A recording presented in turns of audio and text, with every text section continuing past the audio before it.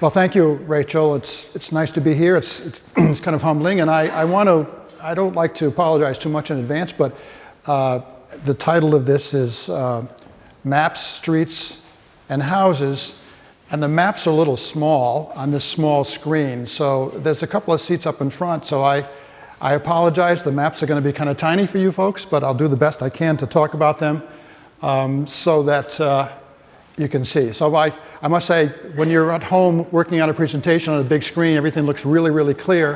And you imagine some big movie screen everyone's going to see. So we'll do the best we can, and I'll try to explain how this sort of idea of maps plays a role in this presentation. So I want to remind you also that I'm not a scholar. This presentation is not comprehensive, doesn't answer all the questions about the establishment of the Paterson Park neighborhood where the festival houses will occur. But I'm really happy and delighted that PPS invited me to speak about issues that inspire my imagination and allow me to enjoy this great city of ours. So I'm a great lover of architecture and a flaneur. Any of you guys know this term, flaneur? Yeah, so that's me. Charles Baudelaire coined this term to describe those who wandered about Paris in the 19th century. He meant to describe those finding great pleasure in the life of the street and the buildings that shape the street. That's me. I tell my students that I'm a constant danger to myself and others as I walk about staring at buildings all around me. So for today, I've constructed a sort of story of what I've learned about the Paterson Park neighborhood based on maps, streets, and buildings, each representing a different scale of the city. And as a good flaneur knows, you must wander a bit and welcome surprises and detours along the way. Please forgive me in advance for speculations. As I said, I'm not a scholar. Some of you may know things, and if I make a mistake, raise your hand and we can clarify it. But for me, this is a joy of living in the city and a joy for all of us to be here in Providence to walk around streets and literally, as I do, imagine the life of the street, imagine that life unseen, and actually imagine its past and even its future. So I want to pay special thanks to Mac Woodward, of course, whose research and talks over the years have inspired me to speak about architecture in the way he did in his past. Also, I want to thank Barbara Barnes for providing me with a lot of information about the neighborhood, particularly this extraordinary history of Oriole Avenue by Roger T. Clapp, who lived at 89 Oriole Street, and he wrote this exhaustive survey of every house in the neighborhood in 1972. Way too much information for me, but very inspirational nonetheless. It was very cool. So, maps, streets, and buildings. First, let's think of a time in which the neighborhood was created. It was a booming time in Providence. We got the right one here. It was really a booming time in Providence, of course, as we all know, as it was for many American cities at the time. It's about 1900, Westminster Street. These times, great wealth was created, and thus were built the streets and houses that we now enjoy in this neighborhood. It was a time of great immigration. Immigrants were the people who filled the mills of Rhode Island and were the true source of its wealth. So let's begin with maps. I really always love maps. They are kind of a way of thinking about the past and a way of thinking about how the past became the future. Looking back at old maps transports me to earlier times and allows me to conjure the development of places by watching the steady flow of development over time. As an architect, I think of myself as part of the continuum of creating buildings and places. So we know these maps. Those of us here, Providence people, know these maps well. And so I'm going to show some maps and focus on this neighborhood, and particularly this sort of intersection that, having not thought about this too much until I was asked to discuss Paterson Park, of course, is a very important spot, Paterson Park neighborhood, at the end of the Ferry Road, which led to the ferry across to what was then Rehoboth, Massachusetts, Rhode Island, depending on what year, but nonetheless an important location. And so this is where we are, actually, along this route from the heart of downtown, or the heart of the city, from basically Market Square over to the East Providence side. So this brings me to talk about this bridge that was built at that time. So here's a map from 1823, and this is, you can see a bit more closely, the first central bridge. So Moses Brown, actually, and a few of his colleagues applied for a charter to build a toll bridge over what was called the Narrows in 1792.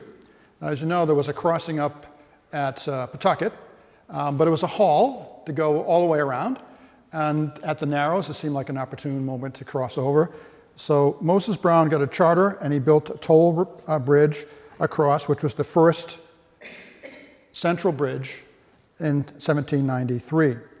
The same year, by the way, Brown's brother, John Brown, built the first Washington Bridge at a point further south, of course, where now the Washington Bridge is pretty much. A second and third bridges were built as replacements for these earlier bridges. One was destroyed in 1807 and rebuilt, and then in 1815, the bridge was destroyed. You guys know in 1815 there was a great hurricane here.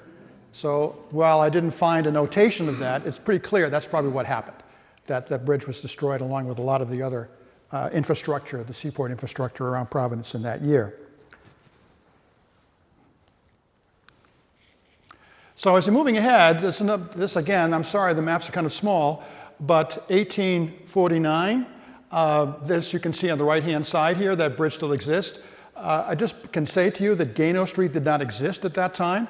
In fact, if you look here, you can kind of see that the Seekonk River extends quite westerly as a flats, clearly destined to be filled partly or wholly at some point. But at that point, still not too much population, not very much development here. You can see it's pretty much all empty. There's the location of the bridge. This is in fact Angel Street, and this is Pittman Street. So Angel and Pittman Street are very, very old. Angel Street originally, of course, was the ferry lane. That's how you moved from Market Square all the way to the Seekonk River. And then Pittman Street followed quickly after that. 1857, by the way, it was great fun looking at these old maps. Went to the State Archives and the City Archives to kind of browse through these maps, and it was great fun to see what was there. So this plat map from 1857 shows the first development along the Seekonk River, which is called the Cold Spring Flat. So right here, this area, this indentation was called Cold Spring. The area right where the bridge was called Cedar Grove, and the area above was called Elm Grove. Those were the names of those places. And you can see basically that this is the first subdivision of lots that occurred in 1857. So the population's beginning to creep eastward from the middle of the city. This is a close-up of that. There's the Moses Brown farm. So this giant parcel was owned by Moses Brown and his descendants. And he lived in this house the latter part of his life. And it was a very large open farm, as you can see. I think it was about 500 acres. So it's a big chunk of real estate that he controlled and his descendants for quite some time. That house is in the parking lot of the Temple Manuel, right? There is an outbuilding, I heard, okay. But not the house itself, but an outbuilding apparently is there. Yeah. 10 years ago. Yeah. So that was right over there. Yep. Right nearby.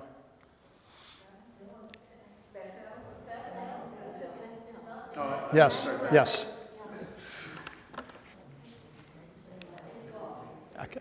So these maps are too tiny, but I just want to point out to you geographically what's going on. And of course, by 1890, the city is pretty much filled up and moved all the way out to the edges of the boundary of the Seekonk River, and the city's infrastructure is pretty much filled out. We're going to take a look at this more closely in a second.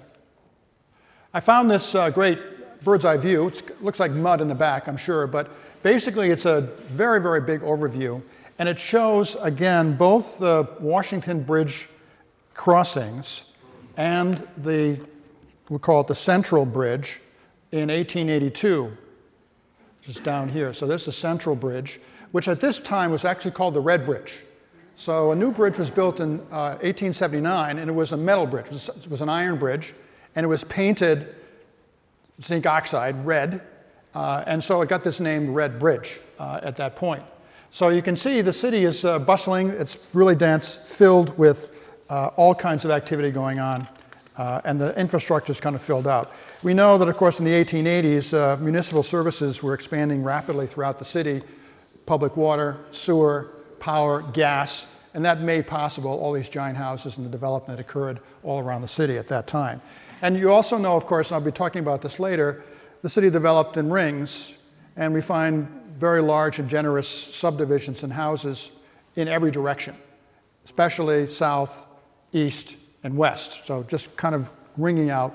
And so we find particular examples of houses that are in this neighborhood occur also on the west side and the south side. Exactly the same houses, the same period.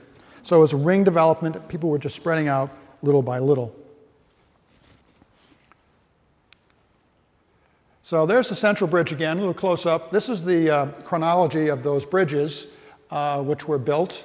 And of course now we're at the 6th bridge, which is the infamous Henderson Bridge that was opened up in 1969. We know that the Port of Providence on both sides was extremely busy.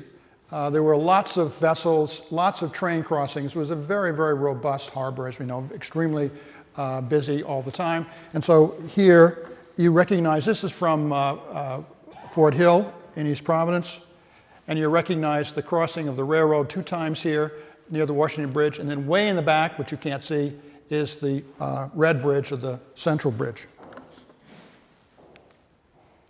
So I found this old photograph, which is kind of interesting.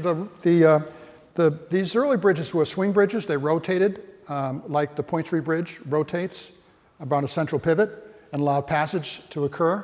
So this is the 1872 bridge, which crosses. So this is a view from East Providence looking back. And there's another view from the same east. This is the north side on the East Providence side, with that manufacturing activity happening at the end of what we know at the end of Waterman Street and Pittman, those mill buildings there.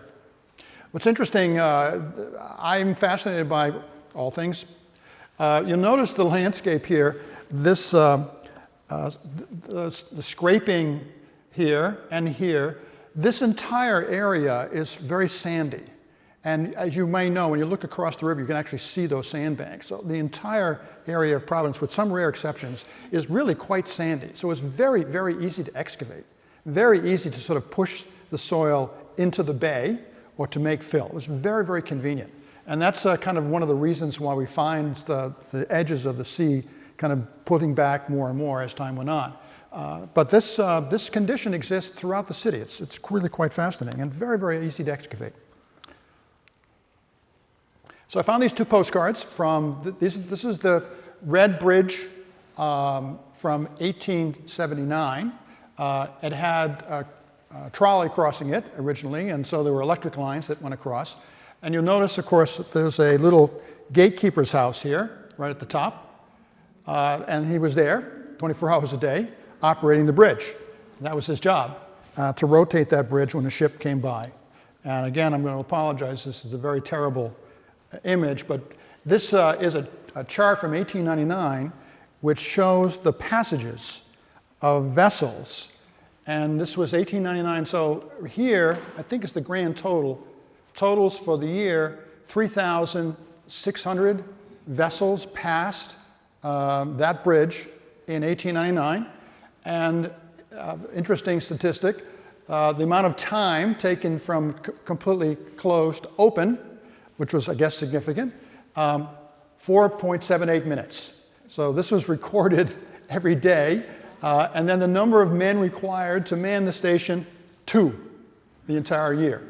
So this was, the archivist at the City of Providence is very helpful, and she found, in fact, that the Public Works Department had these documents each year on the bridge, its repair, and these statistics on how many vessels passed. And so the vessels include sailing ships, barges, towboats, a variety of different kinds of vessels, but 3,600 a year, 1899. Well, I just want to remind you, of course, that we are in a flood zone here. This is the view looking towards East Providence from actually the Washington Bridge. But as a reminder, the onslaught of the sea has affected the bridge over time. And in fact, it's quite fortunate. And apparently, the 1879 bridge and the one that was a little later were well built because they lasted through the 1938 hurricane and the 1954 hurricane. So I found this slide. It's interesting. This is the Red Bridge, the one from 1892, the last one before the Henderson Bridge. I think these views are from East Providence, looking back. I'm sorry, from Providence side looking back. We were looking at this slide earlier, and this we think is about 1950. Maybe you guys can look at this, and it looks that way, maybe 1949 from the vehicles. I got another one closer here. You can take a look at this. So this sign says, I think we read this sign, this is the mayor's traffic safety committee. It says something like, heed the green light, or wait for the green light.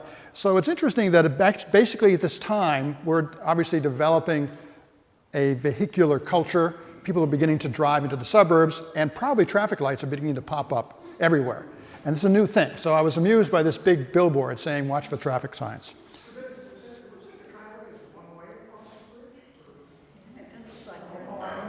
No, there's, I see, there's a guy here going that way. Right there. Yeah, right here, this guy's. Is the gatekeeper's house gone by this time? It is, yeah, yep. Now, I actually don't know where he went because the bridge still operated for quite a long time.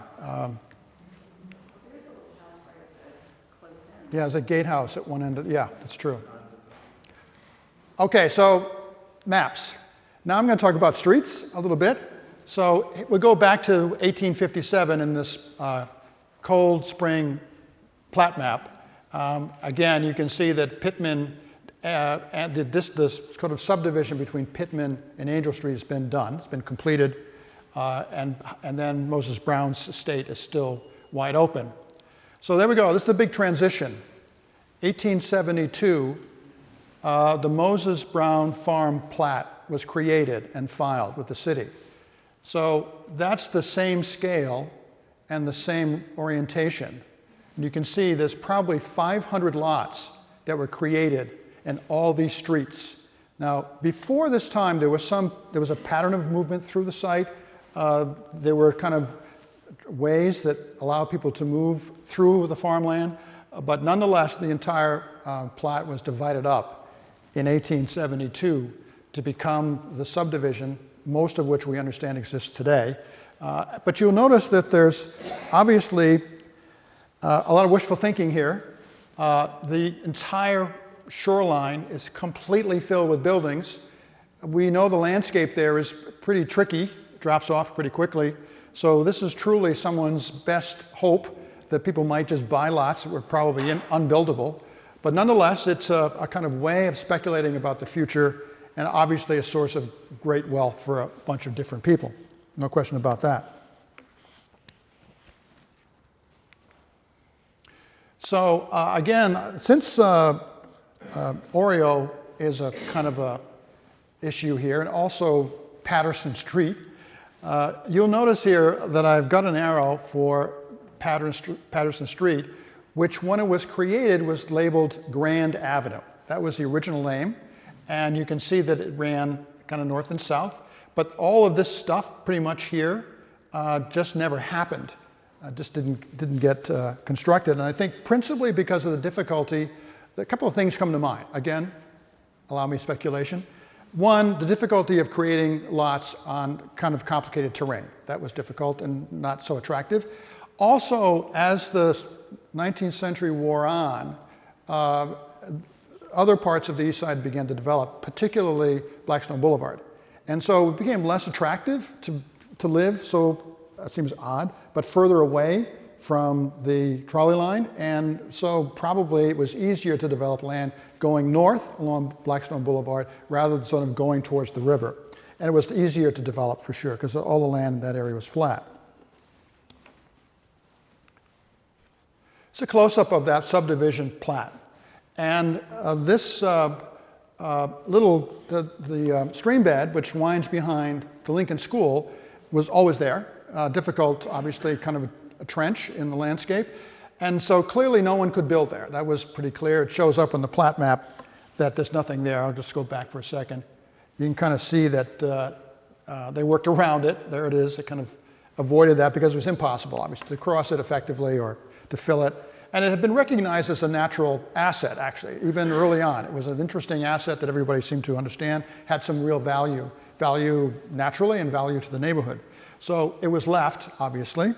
And then we can see it up close here that in the 1860s, I think it was 1866, that park was actually made official and adopted by the city. So the owners of that particular land gave it to the city and said, now this was the making of Blackstone Park. That was the first Blackstone Park, that particular strip of creek bed that ran basically down to the shore. There's Grand Avenue, by the way, down at the bottom of the screen, and there's Oriole, as you can see. Get yourself oriented. And Butler Avenue, this is before Blackstone was developed, so Butler Avenue is moving, and then basically Blackstone will be over here somewhere. Yes, it's actually an extension of Butler. So I just point out here, this is a little bit shifting, but there's the first house that we're aware of that's actually in the neighborhood, the Armington House. We'll be taking a look at this in a minute. Down here, at the end of Oriole from 1862, I think this is Dwight House. This map is from 1875, so I think Dwight House might have been there at that time. And the Lincoln School, of course, ends up being here, right in that location. So clearly, so it seems as though land was being sold to the city for park pretty soon after that plat, because it didn't make a lot of sense. It didn't seem to have the kind of value, perhaps, that was initiated. So in 1893, the whole area was replatted or redrawn. And you can see that a whole bunch of lots disappeared. So now we just have this giant, this is now Blackstone Park, as we know it, much larger, and basically sold to the city in pieces to establish this, so that by 1893 there was this clear zone to think of as a park for this part of the city. So it's interesting, I was thinking about this this week, that these giant subdivisions, I was talking to Victoria about this on the way over here, these big subdivisions were like 19th century IPOs. They were basically an opportunity for people to invest at the very beginning of something. So just like any other stock offering, everybody knew, those in the know, knew it was going to happen and could get those lots, right? They would buy those lots. So almost all of those lots were spoken for, that someone had actually purchased them. Now, they probably didn't pay very much, or they might have paid on credit, or they might have paid on a note, I don't know. But then, of course, they always managed to sell, even if they had to sell to the city, they would sell their lot or to somebody else. So this whole process, of course, is a wealth generator. There's no question about it, and it continues to be that way in other parts of the country. So again, I apologize, you guys can't see this, but this we found out that in 1899, Grand Avenue's name changed to Patterson Street with 2 T's. And the archivist was kind enough, she had mentioned that somebody else had been down asking this question. There is a resolution, when the names are changed, the city council passes a resolution, but there's no backup for that. It just says it happened. So, because I asked her, so why, who's Patterson? Why was it changed? And there's no record of that, but it did occur, and I actually been able to find a map that changed it from 2 T's to 1, because now the street has 1 T in the name. But so that happened in 1899. And now you might be able to see this because it's, again, this idea of speculation. Here is 1875 plat map, and there is the central bridge, okay? Here's our platted area up above. But notice this giant chunk of real estate, which is underwater, has been suggested as being platted. And this happened everywhere. So I remember looking at you can see all the tiny, tiny lots, the hundreds and hundreds of lots there. I remember actually seeing a plat map for, I think it's one of the ponds on the Providence-Cranston line that was fully platted. And the pond's still there, but there were lots that had been proposed all the way across the entire thing. So people were desperate, obviously, to see if they could get in on the game. And so there are always surveyors and real estate people willing to say, I've got something on the horizon, take a look. It's underwater. It's like Florida. It's underwater, but it could be a good value. So 1900, the area is pretty much all filled up. Houses are continuing to be built, of course, but mostly it's all built out by 1900. And what I wanted to just, you can't again see this. Do I have a blow up of this? Let me see. Yes. So here's the red bridge. This is around 1900. And you'll notice this incredibly cluster of houses right here.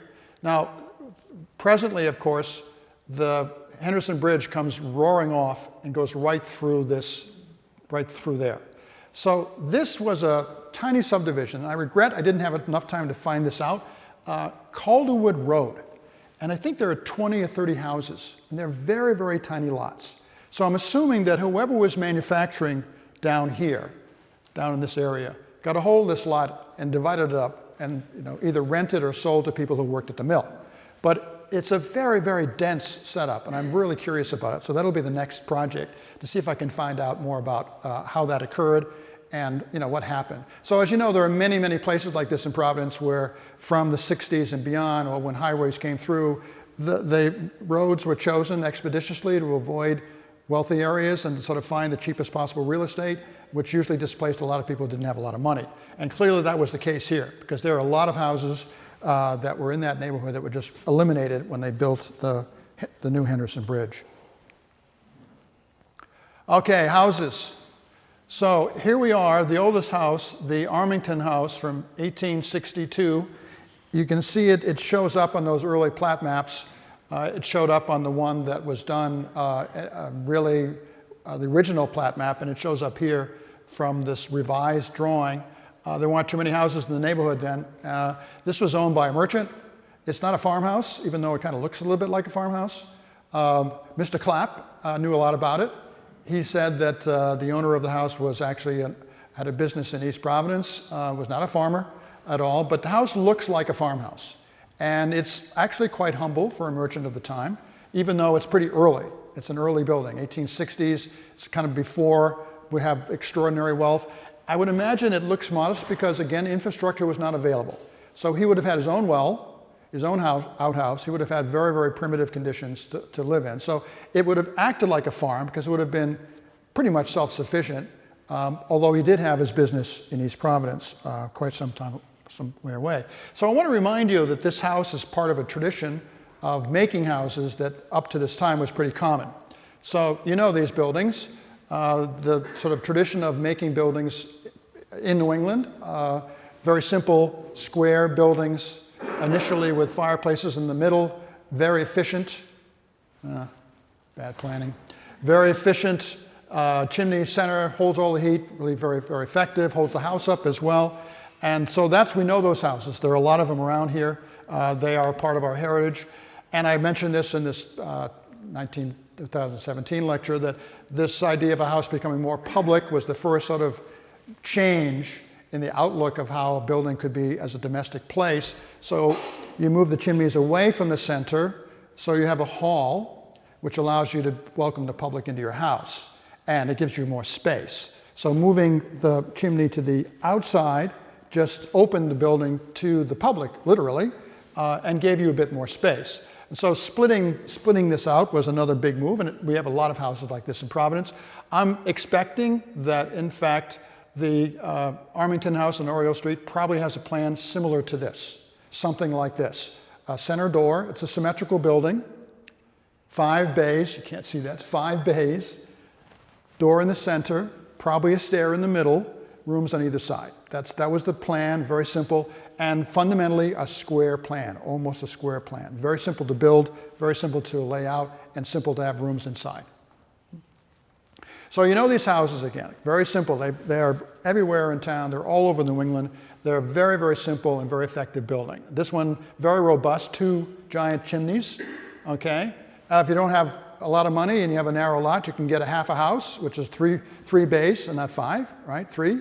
And so you got a narrow building, which works on a smaller site. There's a few of these in Fox Point.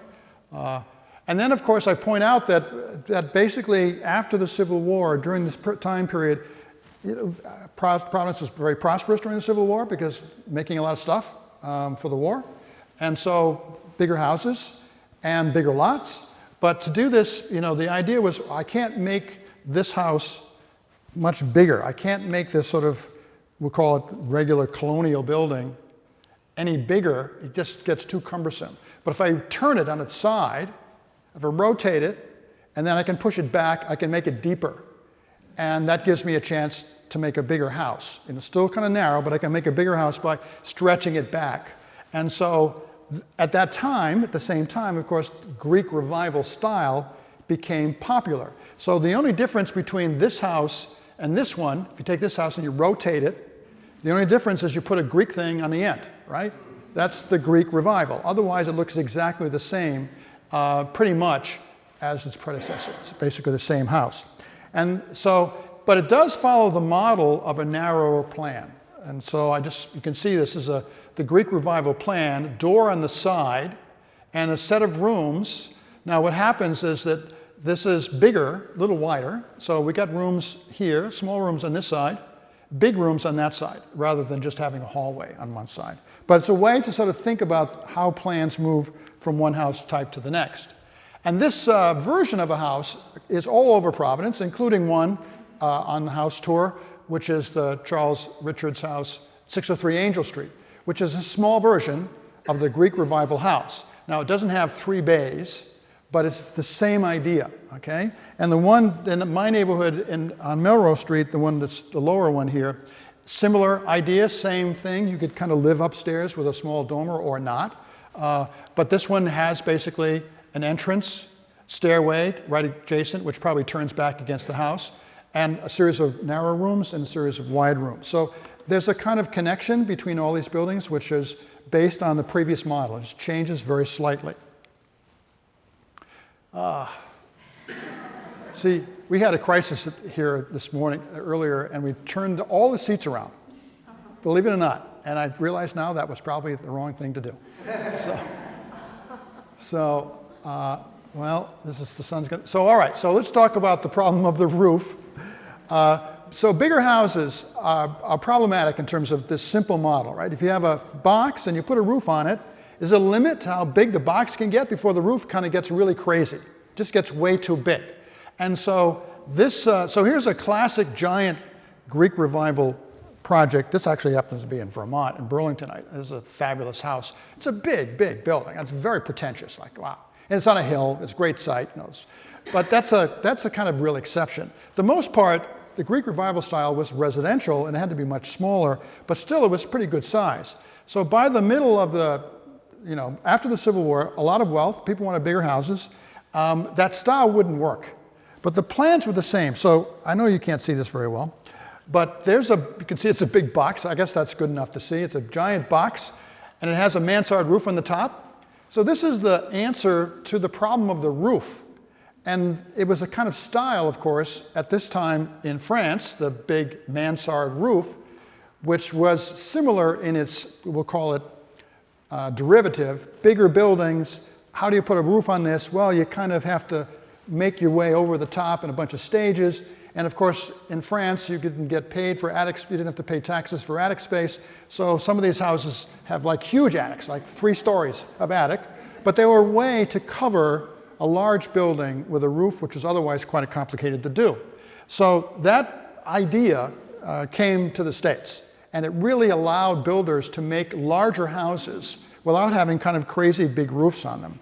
And this was, and of course you could occupy the entire space, which is nice, right? You didn't have any eaves anymore. You had a whole room, a whole floor that you could live underneath. So they get the idea. See, if you had to put this gable end on a giant house, it's way out of scale. It just doesn't work. And so the notion is that we have to find a new system for putting roofs on. And those houses are all over the city. We know those houses. They're everywhere. They're very large. They're very handsome. And they're kind of cool places. They have a lot of volume and a lot of space. So this is one on Nesbit Street, which I found just by accident, by walking. And it's one of these models. It's a very, very simple building. It's a box, happens to be 3 stories, big rooms. You've been in these houses, they're gigantic. A neighbor, similar idea, okay? This one made of masonry, this one's on the tour, 3 Nesbit Street, a box, 3 bays, big windows, and with this nipped gable roof, which basically allows the 3rd floor to have a bit more volume. But again, interestingly enough, from an architect's point of view, nipping the corner of the roof keeps the scale down a little bit. You know, it doesn't look so big. And that's the problem for a big house, is how big the roof gets. So this one actually has a gable roof, but the architect was perplexed because he knew that it would be really tough, this big, huge sidewall. So this technique of nipping off that roof helps with the scale quite a bit. So these houses are everywhere. You know them. They're all over the place. They're in the neighborhood here. They're everywhere, west side, south side, east side, everywhere. So this French style, this kind of empire style, great body to work with, you know, a very big, simple body to work with. And you just decorate the daylights out of it. Do everything you want to make it special. And it's, as always, the plan remains very simple, okay? A central hallway with rooms on either side, big rooms. But it's a way to work, and it's a way to make buildings. So then it's my favorite thing to talk about, this shift, this radical shift that occurs. And I think it's the maturation of industry and families in Providence and elsewhere in the country, where there's a whole new generation of people with serious money, real serious money. People who did not necessarily have a lot of sophisticated education. They were very smart, obviously very gifted, very talented, but did not have classical training or anything. But they found themselves now in a situation to build and design houses. And they wanted something new. And so this whole thing switched. Rather than building of the past, the idea is, could we invent a new way of building? And this is what really the Victorian period and the Queen Anne style period is in Providence. It's a complete upending of the way architecture was made. So radical. I mean, we take it for granted now, we see these buildings, but it was so radical at the time. And I think it was driven by a desire of these young industrialists, bankers, insurance people to get something new. They wanted something new. They didn't want to have the old houses anymore. And so they found young people to figure out how they could make brand new and crazy houses. So we know these buildings, I like to say, new rules, no rules. Anything goes. And it was as if, I wish I had a client like that, who would come to me and say, I want something I've never seen before, which is exactly what I think these young industrialists told young architects in Providence at that time. I want to be something brand new. I don't want it to look like these colonial houses. I don't want it to look like French Empire style. I don't want it to be Greek revival. It's got to be something else. It has to be a better way. And so the better way is actually to throw everything out and start from scratch. And this, of course, this period flourished in America because this is the moment when these young, successful businessmen reached their financial success and they wanted to spend their money. And so these buildings are extraordinarily elaborate, very inventive, and pattern books sprung up all over the country to show how to do it. And so it was easy to find a plan that you could adopt to your own house. So I'll point out to you, of course, that these houses, there's no regularity anywhere. You know, there's no square. The rooms are not aligned. Every room is different, right? All the materials possible, dreaming, what else could I use? How could I make it look different? That's the way these things operated.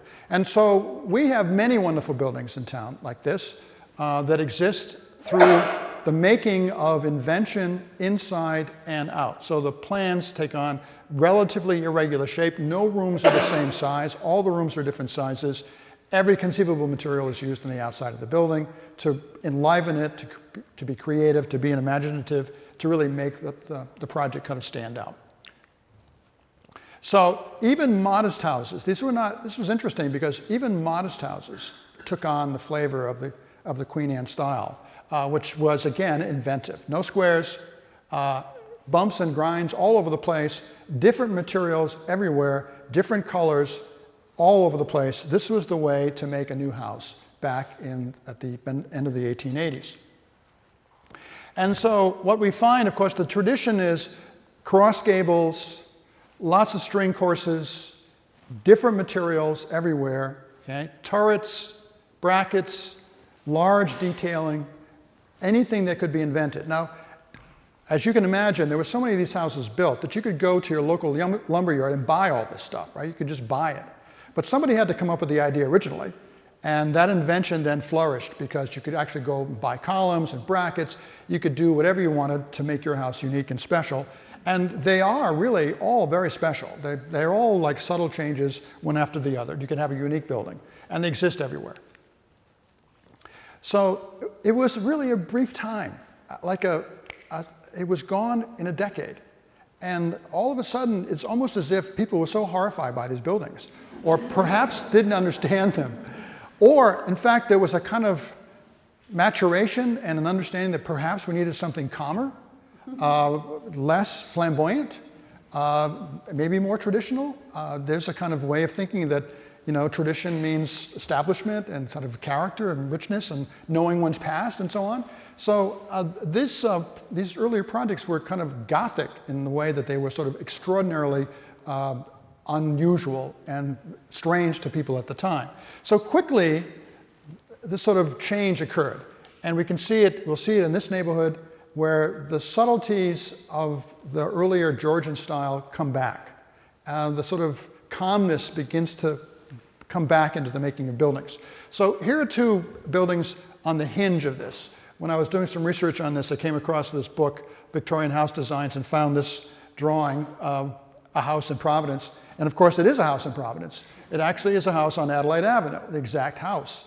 And you can see now that this detailing, all the crazy horizontal lines, the changes in materials, all that disappeared. Some of the larger elements of this earlier age, like turrets a little bit, fancy gables a little bit, asymmetry, it still exists, so it carried forward, but even that would pass in a very short while. So now we go to our neighborhood in Oriole, which will be on the tour next week or the week after, the Harris House. It's an interesting house and it's instructive because it is really subtly in the middle of these two moments in time. You can see it's symmetrical, sort of. It has a tower on one side, which is a remnant of the earlier period. It's a remnant of the Queen Anne style. It also has horizontal string courses. It has a slightly different material character. It also has this bracketing window feature and a cross gable.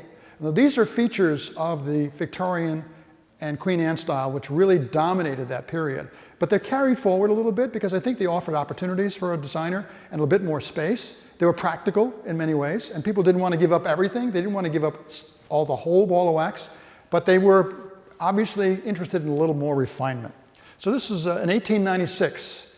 So as I said, hardly 10 years of explosive Queen Anne style, and then it just evaporated almost overnight. So this is the earlier example of a kind of perfect Queen Anne building. You can see the little insert there.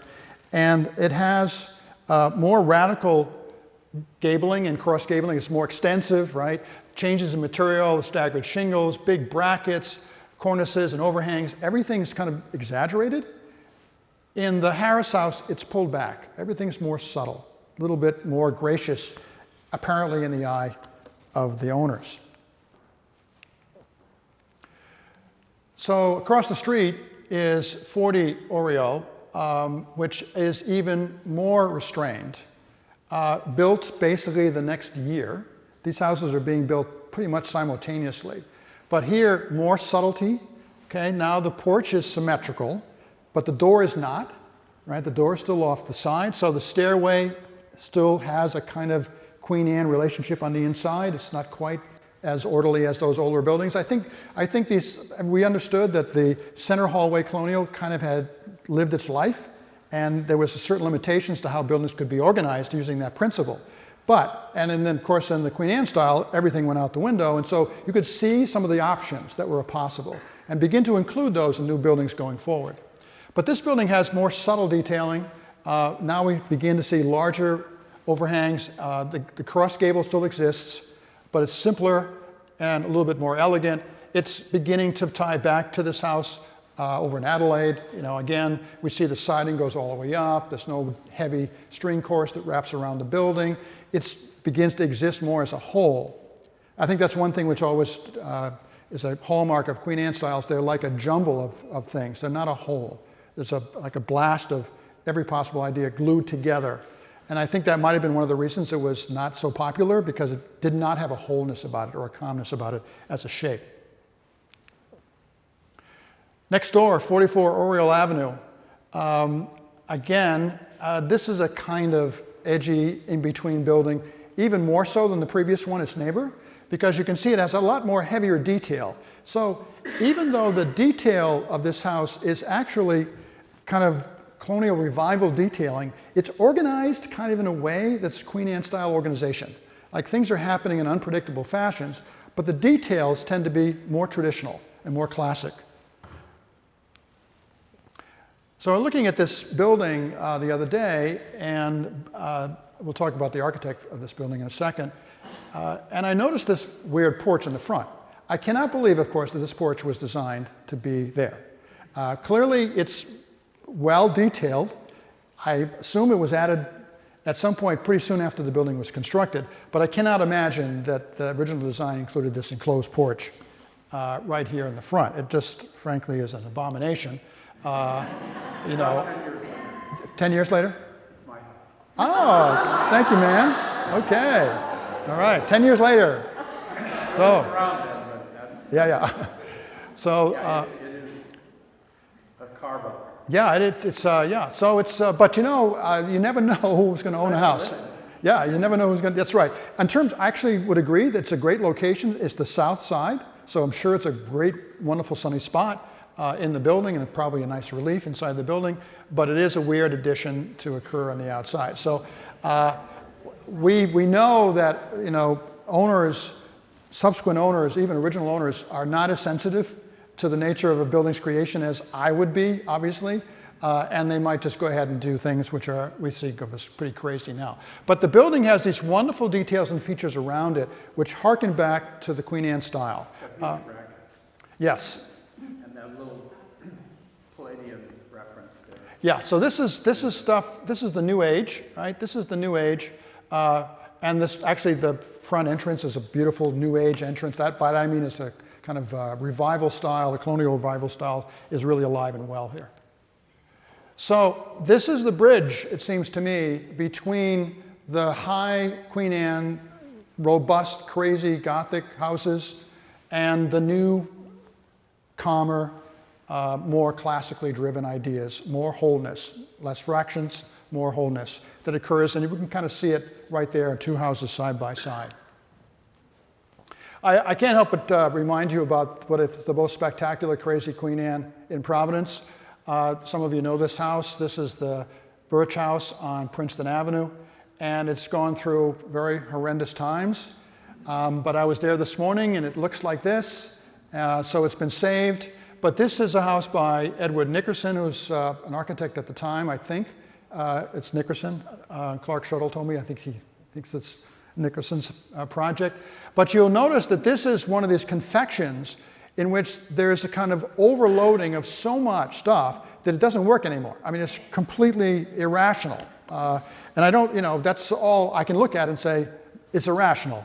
So we've got basically a porch here, which is out of scale. You can see it's way too low. There's the window, this porch here. Then this arch, which doesn't show up on any Queen Anne styles. Arches were not happening. And you can see it disrupts the pattern of the detailing elsewhere. So it's a kind of a crazy building. But it's rich in details and filled with kind of imagination, and that's what I like about it. It's an example of how you might imagine things happening. Did it go from brick to clapboard? The upper part on the bar looks like it's clapboard, or was it paint already? Well, yeah, all the paint had been stripped here, and it looks, Brick. yeah, it was all wood. Yeah, it's all wood. Very elaborate stuff happening everywhere. And, you know, unfortunately, we lost the slate roof on that one, but what are you going to do? So, but it's a house that's been, now the inside was devastated, unfortunately, but the exterior of the building now exists, and Princeton Avenue is a wonderful street to show some of the examples of those periods. So, I want to talk a little bit about this fellow, Frederick Field, who was the architect of both these houses. He went to Cornell and came to Providence in 1883 and opened a practice in the city. He had a partner for a while. He seemed to be in and out of partnerships his whole career.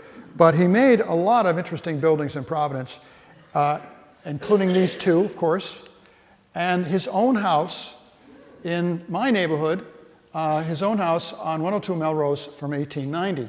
This is a really wonderful house.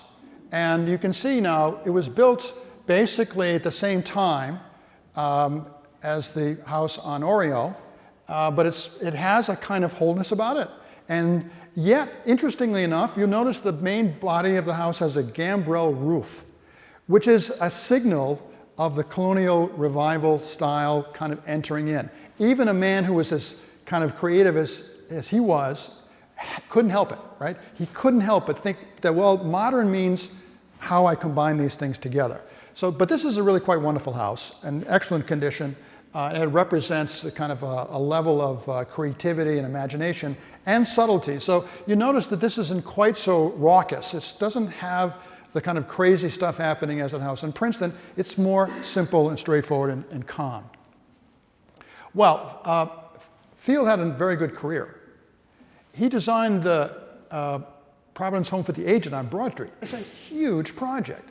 That's a gigantic building. He also designed the Columbia Bicycle Building downtown, which I didn't realize until recently. Now there's a bar there now, and Columbia bicycles were a big deal in 1890.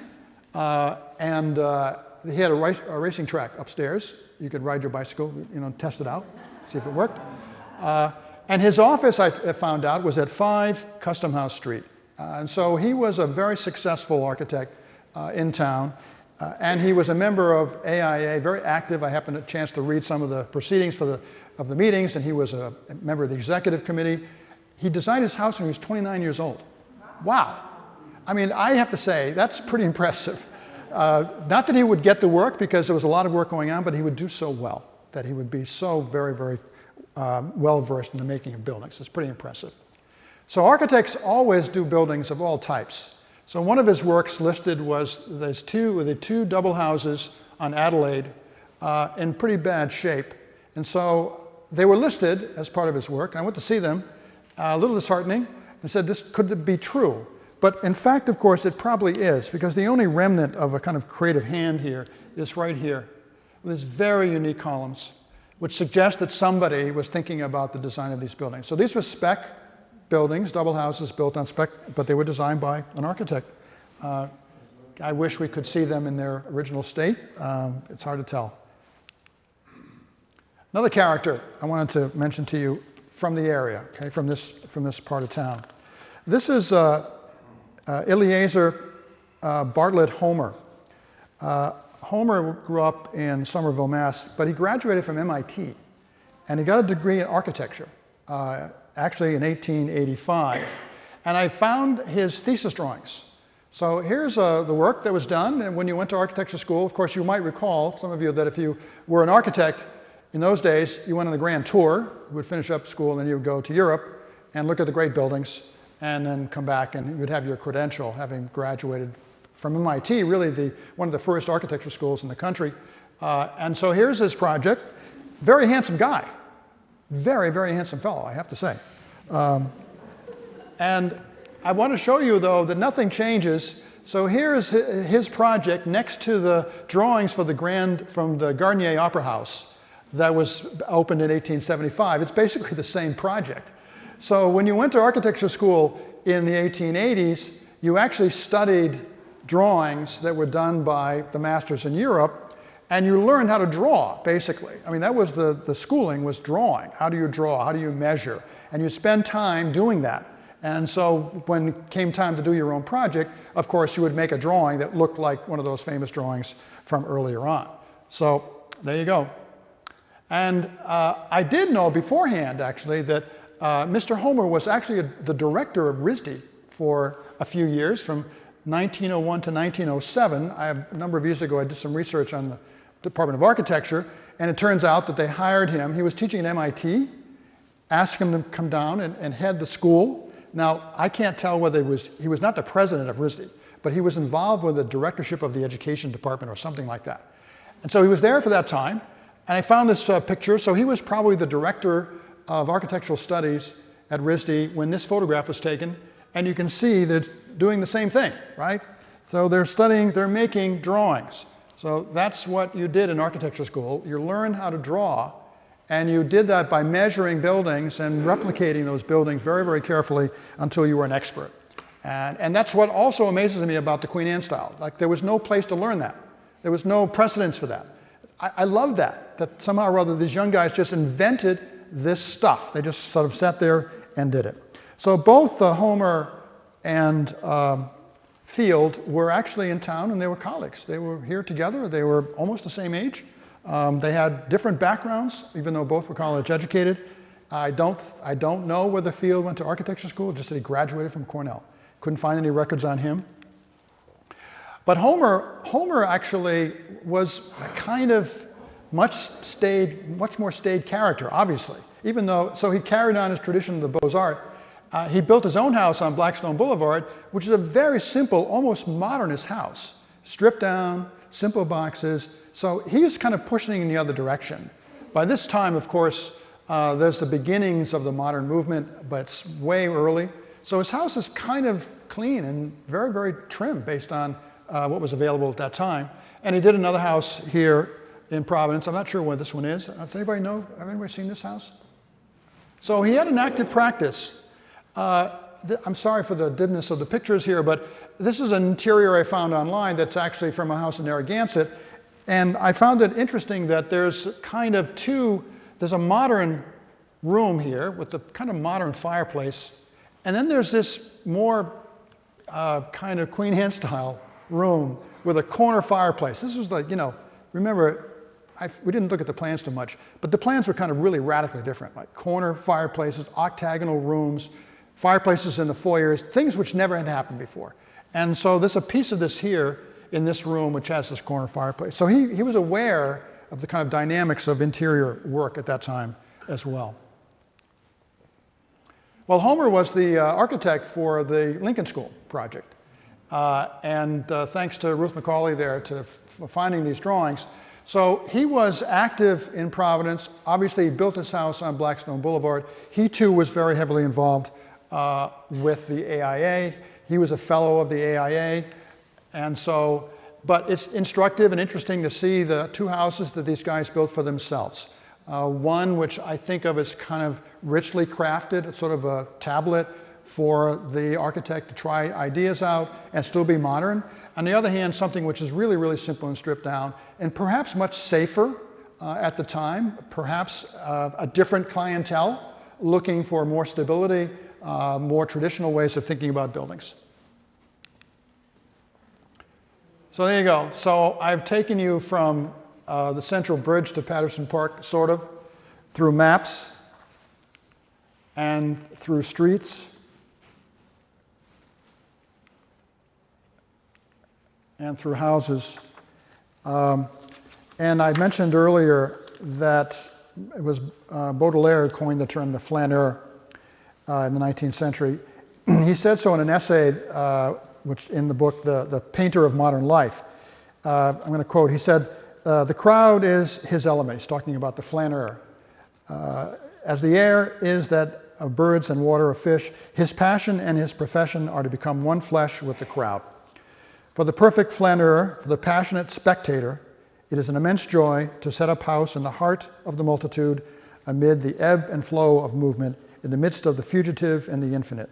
To be away from home and yet to feel oneself everywhere at home, to see the world, to be at the center of the world, and yet to remain hidden from the world, impartial natures which the tongue can but clumsily define.